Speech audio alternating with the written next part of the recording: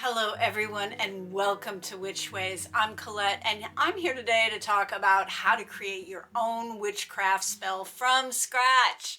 And there are lots of spells out there that you can use from content creators or in books, but maybe they don't quite match your style, or maybe the intention isn't quite right. So this video is going to be for beginner witches with just a little bit of information for intermediate to advanced folks out there, and I hope that you enjoy this video. I have a couple of quick thoughts that I want to share with you as I jump in. If this is the first time that you've created your own spell, it's probably a good idea to look through some books, look through some things online, and see if there's something that matches what you're looking for and what you want to create. And then maybe you can just rewrite it a little bit to match your own style and make it right for you. You could use it as a framework for your spell that you're writing. Spells can backfire on you, so I just want to say it's a good idea to learn how to undo spells before you create your own, or even before doing spells in general, really. And then the other thing that I want to mention is that Jason Miller has a really great book out on the elements of spell crafting, and it's a little bit more advanced. He's a ceremonial magician, so his style isn't going to match everyone's or be quite right, or even some of the elements in it aren't going to be quite right for you, but it's a good book and it's definitely worth a read if you're interested in creating successful spells.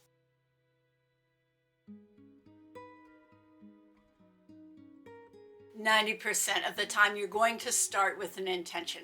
Maybe you have a need or a desire, or something in your life just needs to shift. And so maybe you're starting to think about how you could approach that from a magical perspective. And the more that you can hold your intention, your need, your desire in your body and in the objects you work with in your spell, the better your chances of success. I have a whole video out on intention that's very thorough and is a bit of a deep dive into it. And so I will link that in the description below. The first step in having an intention is getting really clear on what you want. So spend some time sitting with that, journaling about it, thinking about it, feeling it in your body, and maybe even doing some divination about it. When you do a spell, you're setting events in motion in your life, and your intention is what steers that motion, and maybe even is the navigator for the whole spell. And the last thing I want to say about intention is that it might take you a while to write a spell that's in your own voice, that you like the way it sounds. And the more that you like the way it sounds, the more that it's authentic to who you are as a person, the more power you're going to be able to put in that spell. And unless you're someone who does a lot of writing and you really like writing, for your first spell, maybe just write a very simple sentence as your intention. Don't worry about it being lengthy. Don't worry about it rhyming. Don't worry about it being the most elaborate spell that anyone has ever seen on the planet. Just keep it simple, and that will totally work. Once you have your intention, the next step is to figure out the best time to do your spell. And it's entirely possible that there may be a deadline or some time frame in which the work needs to be completed in. And so that's fine, because you can do a spell anytime you choose. The best time to do a spell is when the magic is inspiring you and you feel excited about it. I mostly do my magical spells by moon phase. Waxing moon for invoking magic, for things I'm trying to bring into my life, and waning moon for things I'm trying to release. But there are other times that you can work with magical spells. For instance, you could time your spells by the seasons of the year, doing certain times of magic correlated with what's happening seasonally. You can do them by the magic of the days of the week, and I also have an old video on that somewhere. And you can do them during sunrise or sunset, the liminal times of day when the veils between the worlds are more thin. You can even do your spells during what's called planetary hours, and that's a whole other topic and pretty complex. You might want to modify the way that you phrase your intention to accommodate the influence of the time that you're doing your spell. So let's say you need some money and you want to do a prosperity spell and you need that money right away. However, it's a waning moon, which is associated with releasing. So you can just change the way you phrase your intention to be something more like, I banish and release all obstacles that stand in the way of me being prosperous, instead of having a phrase like, I need prosperity. And then the next step with timing is thinking about how long you want to do your spell for. If you're a beginner, you might want to just do it for one night and call it good. If you're more intermediate, you might want to try doing it over the course of several nights, letting the energy build, or you might even do it for a whole moon cycle or an even longer length of time.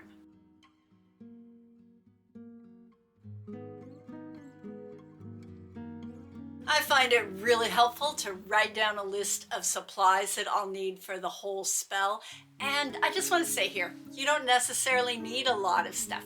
In my style of magic, sometimes I just stand outside, feel the earth below me, the sky above me, and soften my focus and try and step into a magical space.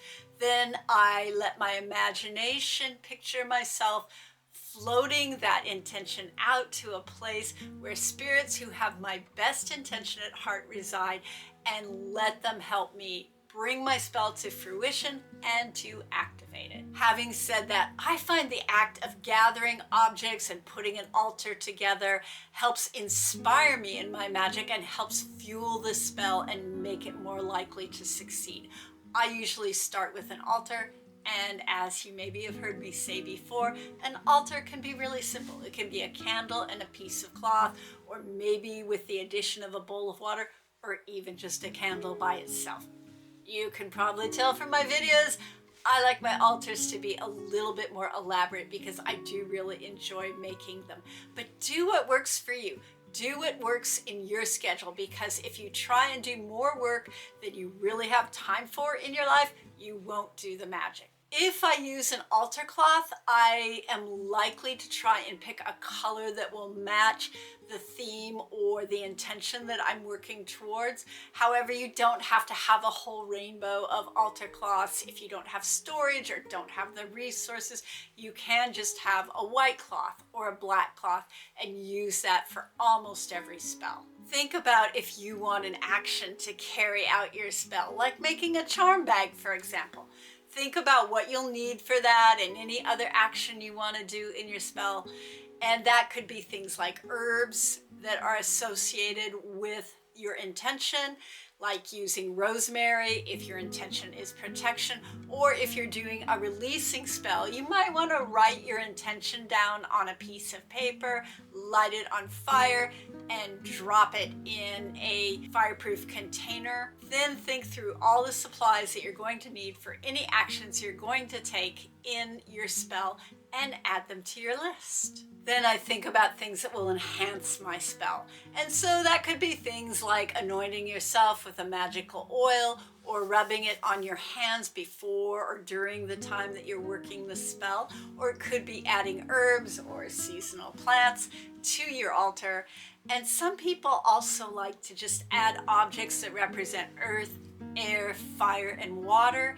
Some people choose to add objects that represent underworld, middle world, and overworld. I think it's really helpful to get some books on magical correspondences, or maybe do some research online about what kinds of energies are associated with what kinds of objects. Then you know more about how to include them in your spell, or if you should or should not place them on your altar for certain kinds of workings. Sometimes I'm just out walking around my neighborhood and I'll see something from nature laying on the ground that is like, I want to come and be in your spell. And so if it seems appropriate and right, I will gather it up, take it home, and use it either in on my altar or in my working. Then think about how you're going to activate that spell. Sometimes I use an action at the very end, like tying 4 knots in a string, or using an object like lighting a candle to activate my spell. So then I include those things on the list of supplies that I need for this particular working. You also don't need objects necessarily to activate a spell. You can just use a phrase like, "It is done," and that works as well. And I do have a video on activating spells, so I'll link that below as well. Not everyone works with spirits in their spells, and that's a personal choice about whether you want to do that or not. I think including beings in your spells is a little bit more intermediate. If you're a beginner though, and you have a good strong connection to the land, I think it might be helpful to try working with calling on the power of the earth in whatever way feels right to you to support your spell. If you have a little more experience, you can call on things like the spirits of plants, the spirits of trees, of rocks, the land, animals, ancestors, and deities.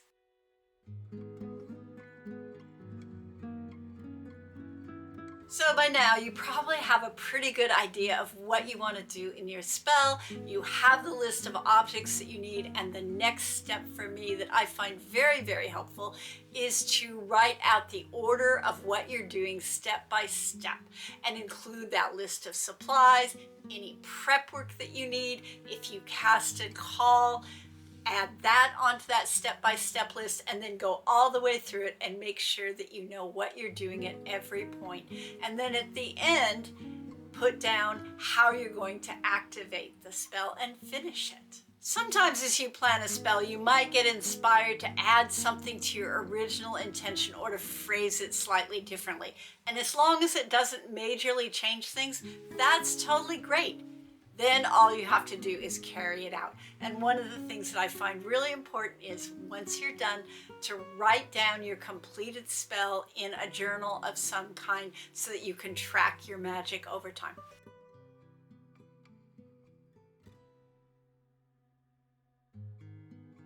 I'd love it if you put in the comments if you prefer writing your own spells or using one from a book or a content creator. And as always, please share your experiences and your questions so that we can all learn from each other. I think that's a really important feature of YouTube. If you enjoy the content I make, please take a minute to like, subscribe, feed those algorithm gods, and check out my Patreon page if you're called. There's great content there for the cost of a cup of coffee. So until next time, stay safe,